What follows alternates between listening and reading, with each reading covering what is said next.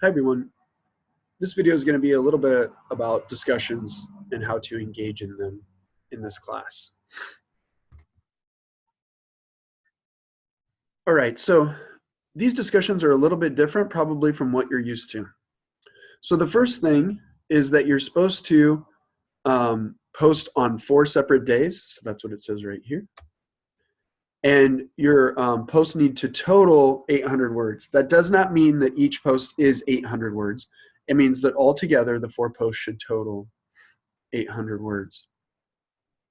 Now, if you are militarily deployed or you have a valid reason for not being able to post on 4 separate days, please reach out to me and we can work something out. But you will need to post at least 4 separate times. And one way around that is to maybe what you do is you copy some of the other students' posts early on in the week, and then you formulate your responses outside of the classroom, and then you come back into the classroom on different days and you post those things. That's one way around it too, if you have issues with your schedule.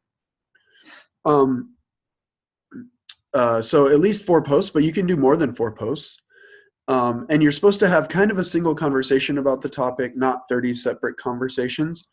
So feel free to just engage with others or to have it more like a conversation. You know, like respond to me.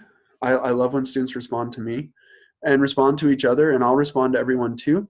And if I respond to you, like hopefully you'll watch the video or read my content and then respond back to me.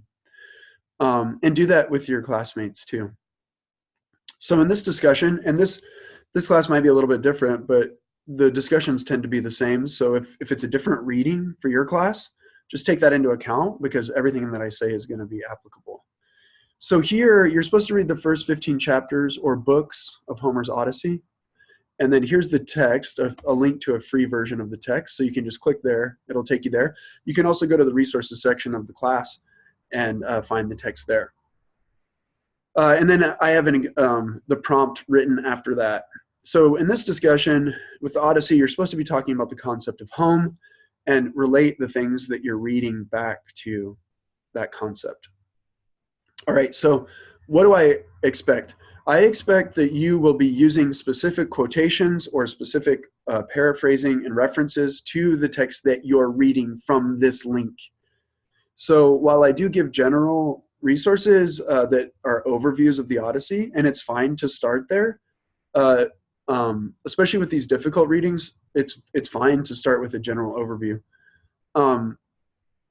But you shouldn't be using the general overview or Wikipedia or one of the YouTube videos to write about your ideas. You should be actually reading the text that's assigned. And so what you do is you open it and you just start reading here. And then if you like something, you can copy it in there.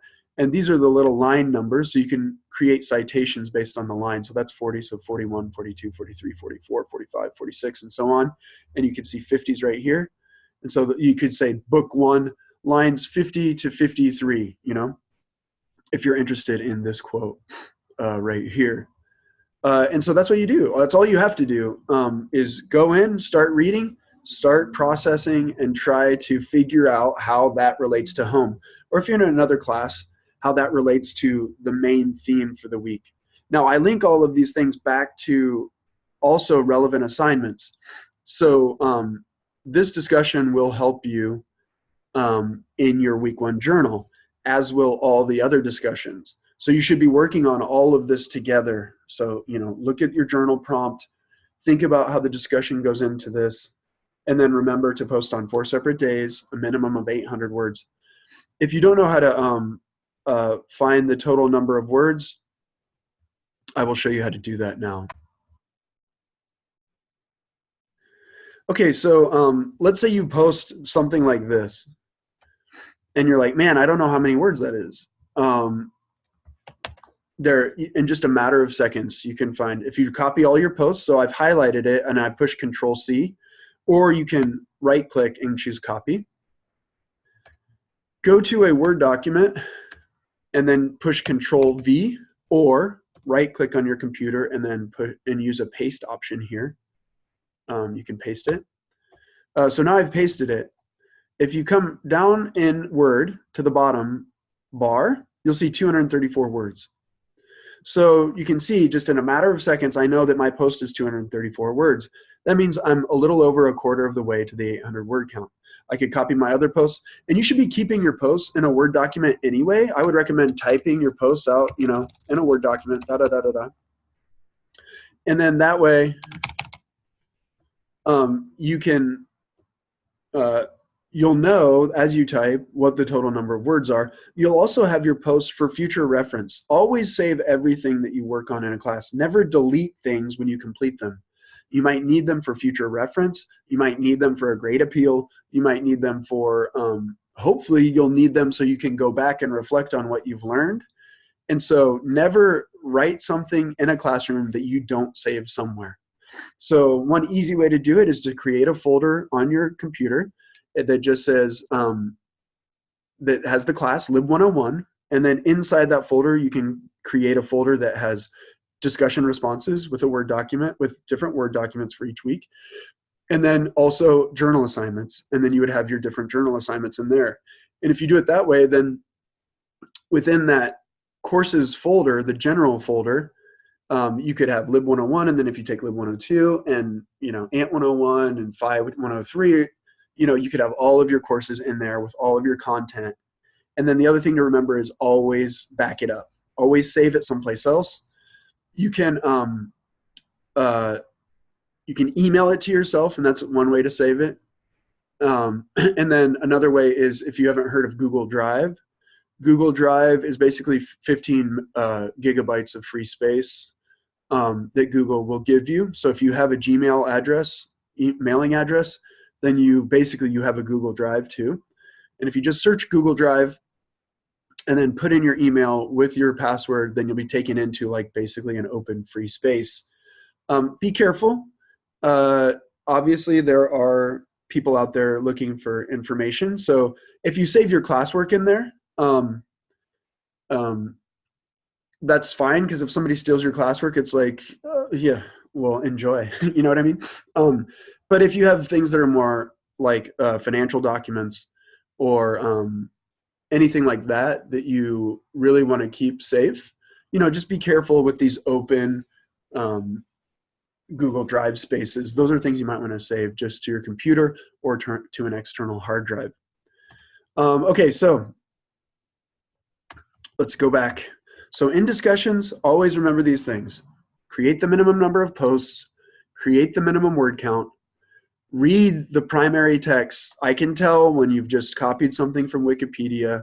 If you make reference to something that's beyond the first 15 chapters of Homer's Odyssey, I will know that you didn't read what I asked you to read. Instead, you're going to this summarized thing, which is okay. I mean, that will get you a B or a C, and if you're happy with that, that's fine.